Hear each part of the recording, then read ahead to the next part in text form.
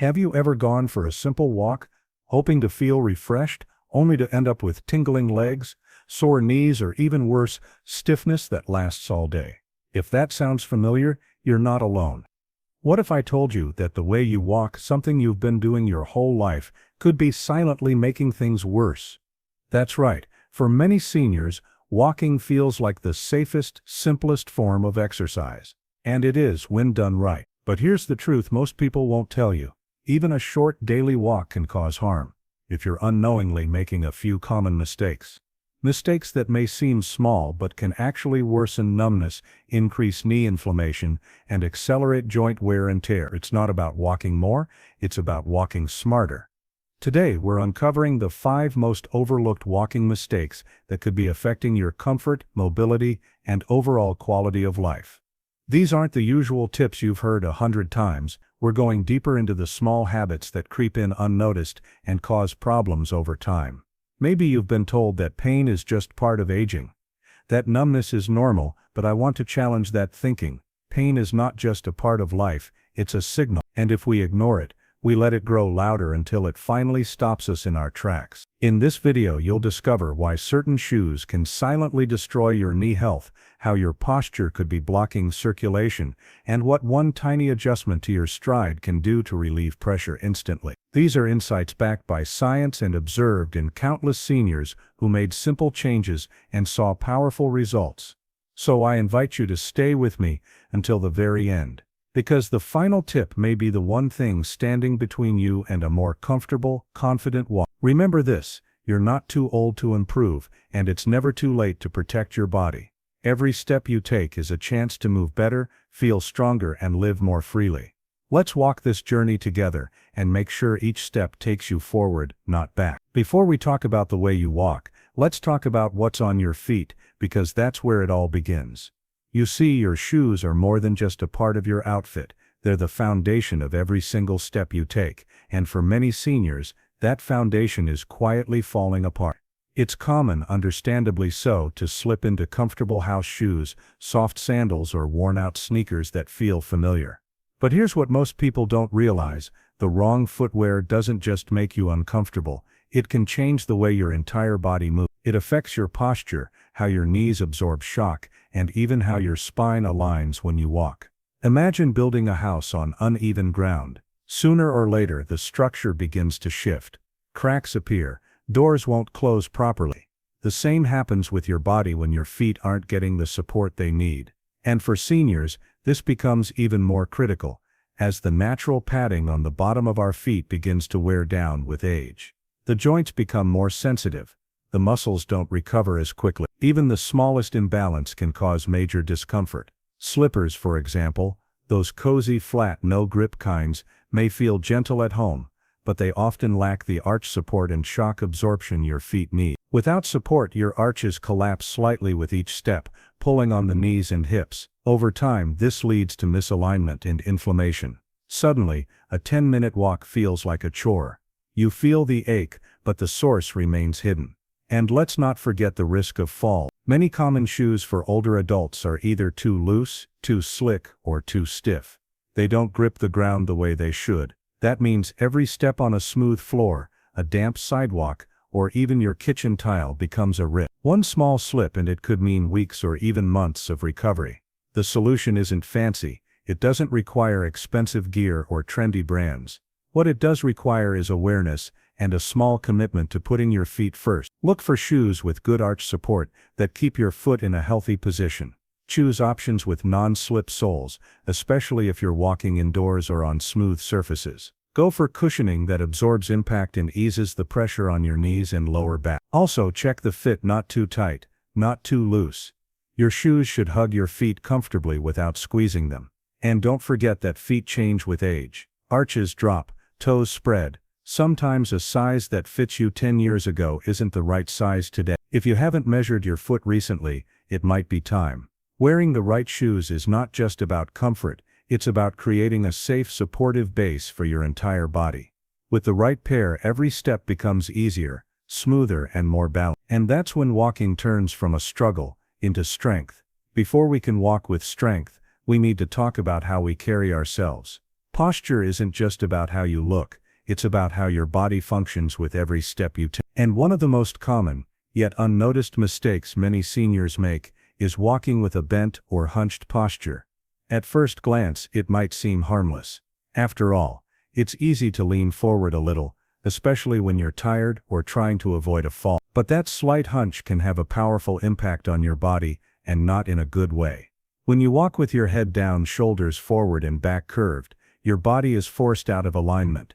The result: your muscles and joints are working harder than they should. Instead of moving in harmony, they begin to fight against gravity, shifting pressure to areas like the lower back, hips and knees. Over time, this unnatural strain leads to soreness, inflammation and fatigue, especially in the joints that already carry much of your body's weight. But the problem doesn't stop there. A hunched posture also restricts blood flow, particularly through your spine and into your legs. That's why so many seniors who walk with a bent back begin to feel a tingling sensation or numbness in their legs and feet. It's not just poor circulation, it's the body reacting to being compressed and misaligned. Blood can't move freely when your chest is caved in and your back is rounded. Your nerves, especially the ones in your lower back, can get pinched or irritated, adding to the discomfort. And then there's the issue of breathing. A bent posture closes off your lungs.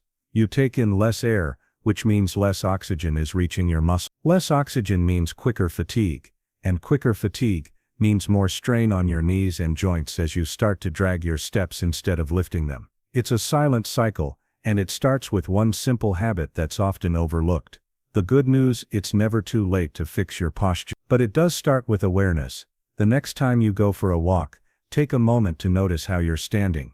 Is your chin tucked down toward your chest? Are your shoulders creeping up toward your ears? Are you leaning forward as if you're carrying an invisible load? To reset your posture, lift your chin slightly, and imagine a string pulling you gently upward from the top of your head. Let your shoulders drop back and down, not forced, just relaxed. Keep your gaze forward, not at the ground. This alignment allows your spine to lengthen, your lungs to open, and your body to move with balance and grace. Even if your muscles are tight or you're dealing with past injuries, improving your posture is a step-by-step process. It starts with small adjustments and builds over time. Each step becomes easier, each walk feels lighter, and slowly, your body begins to thank you with less pain, more energy, and a greater sense of control. Before we talk about how far you walk, let's talk about how big your steps are. Most people don't think twice about their stride length. It feels automatic, like breathing. But if you're taking long, stretched-out steps when you walk, especially as you age, you might be putting unnecessary stress on your body without even realizing it. Overstriding, or taking steps that are longer than what's natural for your body, can quietly wear down your joints and disrupt your balance. At first it might seem like bigger steps would get you where you're going faster, or even give you a better workout. But the truth is the opposite. When you overstride, your heel hits the ground too far in front of your body. That force, sharp and sudden, travels directly up through your foot into your ankle, your knees and even your hip. And because your leg is extended so far forward, your body has to work harder just to catch up with itself. It's like hitting the brakes with every step. Your knees in particular take the brunt of the impact. They weren't designed to absorb that kind of repetitive shock. Over time, this can cause inflammation, soreness, and even joint damage. And if your knees are already sensitive or if you have arthritis, joint stiffness or old injuries, those long strides can turn a simple walk into a painful experience. There's also the issue of balance. When your feet land far ahead of your center of gravity, it becomes harder to stay stable. Your body is always trying to pull itself forward to match your feet, and that delay increases your chances of stumbling or falling. Many seniors who fall while walking don't trip over something. They lose balance, because their stride is too long and their footing is unstable. Taking shorter steps might feel strange at first, especially if you've spent years walking with longer strides. But short doesn't mean, it means controlled, steady, and safe. Think of it as walking within your center, not ahead of it. When your foot lands directly underneath you, or just slightly in front, your body stays balanced, and your joints move naturally. There's less shock, less strain and more comfort should always come before speed. You're not racing anyone. A slower, more mindful pace with smaller steps helps your muscles engage properly. Your feet stay in contact with the ground longer, which improves stability. Your body stays upright, which protects your spine and your posture, and your movements become smoother, more efficient and less tiring. Every walk you take is an opportunity to tune into your body. Are your steps too big? Are you landing hard on your heels? Start paying attention, make slight adjustments, and remember, it's not about covering more ground in less time. It's about moving better, feeling stronger and walking in a way that supports your body, not stresses it.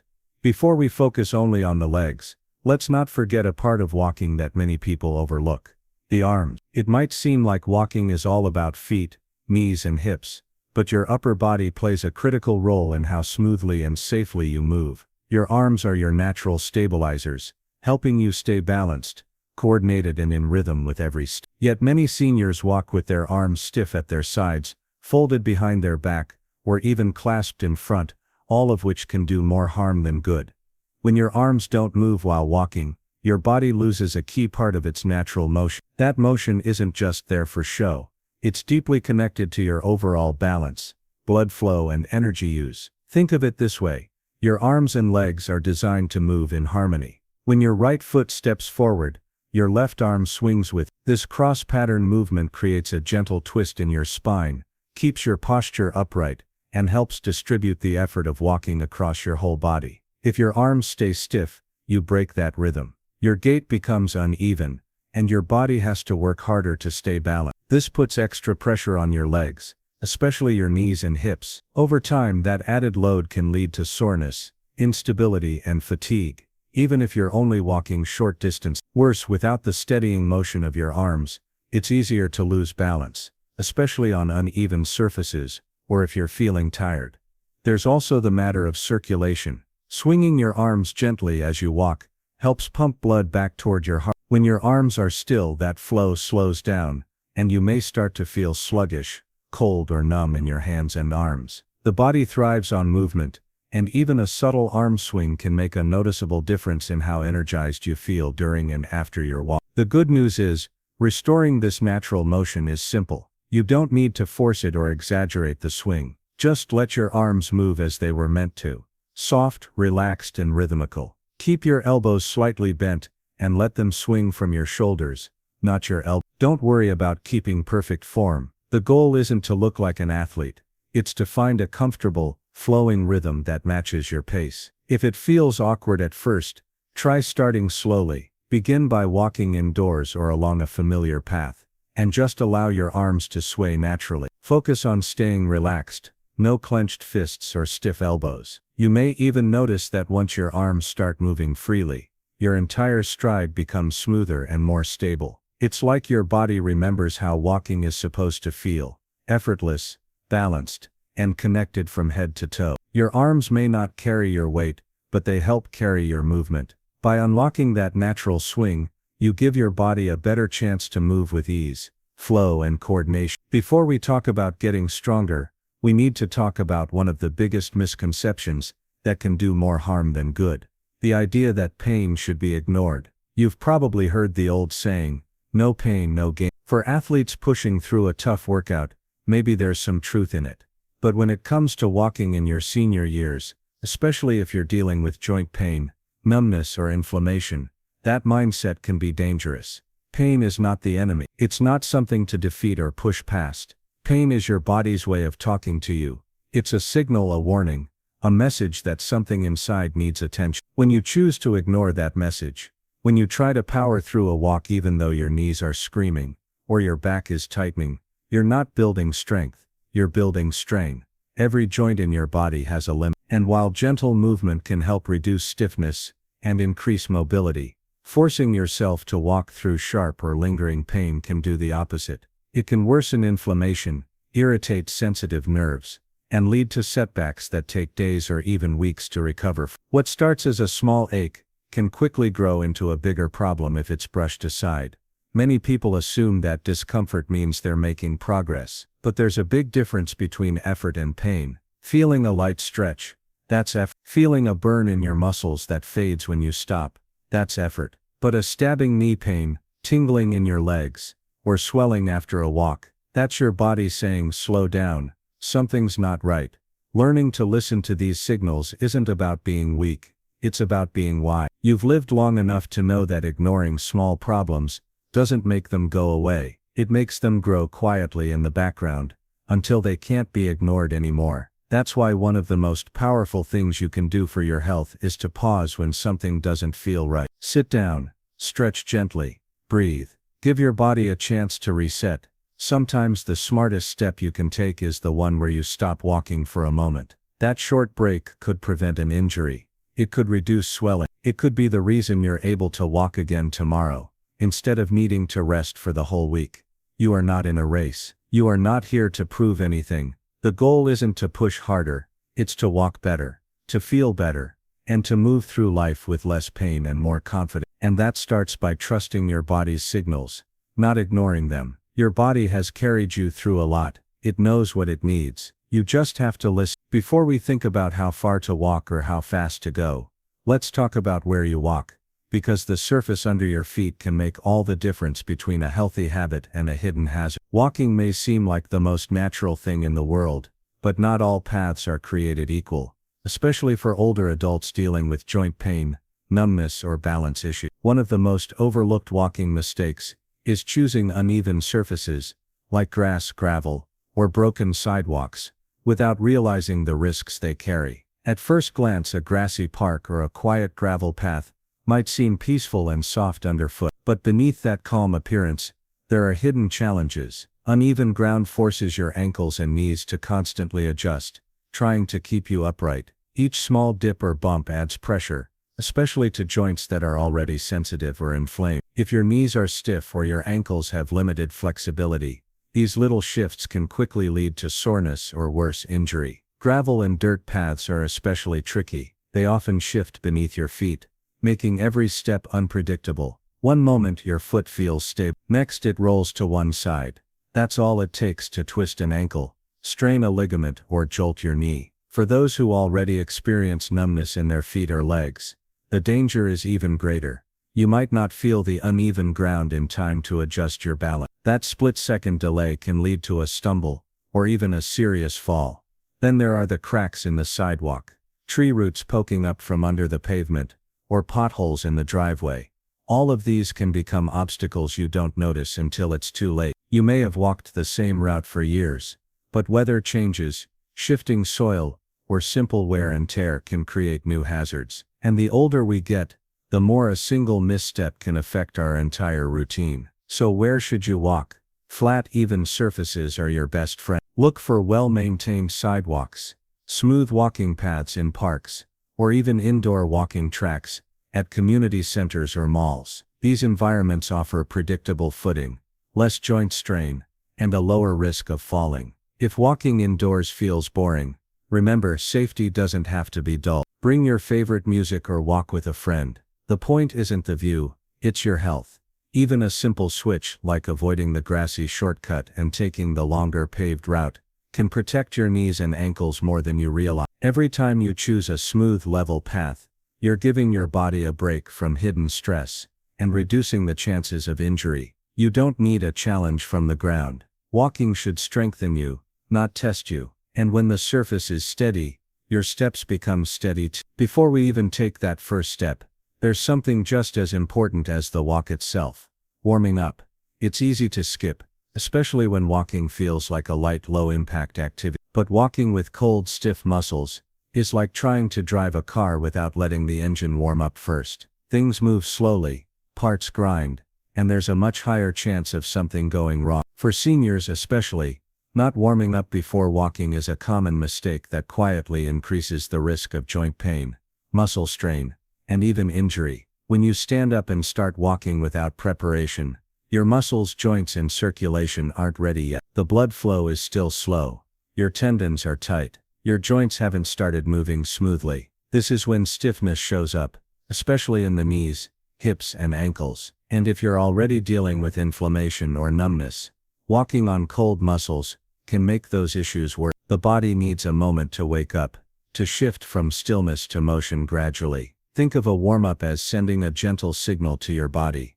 We're about to move. Get ready. It's not about sweating or stretching deeply. It's about activating circulation, loosening up stiff areas, and giving your muscles a head start. The beauty is it doesn't take much time. Just 3 to 5 minutes of simple slow movements can prepare your entire system for a more comfortable and effective walk. You don't need any fancy equipment or big routines. Start with something as easy as ankle rolls, sitting or standing, gently rotating each ankle in circles to loosen the joints and get the blood moving. Follow that with a few gentle knee lifts, raising each leg slowly, one at a time to activate the hips and thighs. Then take a slow, easy pace, almost like a stroll in place. This soft motion helps your heart rate rise gradually and gives your joints a smoother entry into the walk ahead. Warming up also improves your balance and coordination. When your muscles are awake, your steps become more stable and confident. Your chances of stumbling decrease, and perhaps most importantly,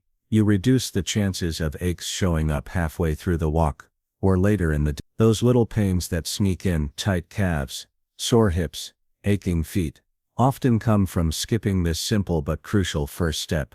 Many seniors think they don't need to warm up because walking isn't strenuous. But the older we get, the more important it becomes to ease the body into movement. A warm-up isn't a luxury, it's a form of protection. It's a way of respecting your body's limits and preparing it for success. So before every walk, give yourself those few quiet minutes to loosen. It might not feel dramatic, but the difference it makes over time is powerful. A few small movements today can lead to many more comfortable steps tomorrow. Let your body know you're on its side right from the start. Walking is one of the simplest and most powerful ways to stay active as we age, but only when it's done right. Every step you take has the potential to support your joints, boost your circulation and uplift your mood. But those small mistakes, like wearing the wrong shoes, walking with stiff arms, or skipping your warm-up, can slowly chip away at your comfort and confidence. The good news?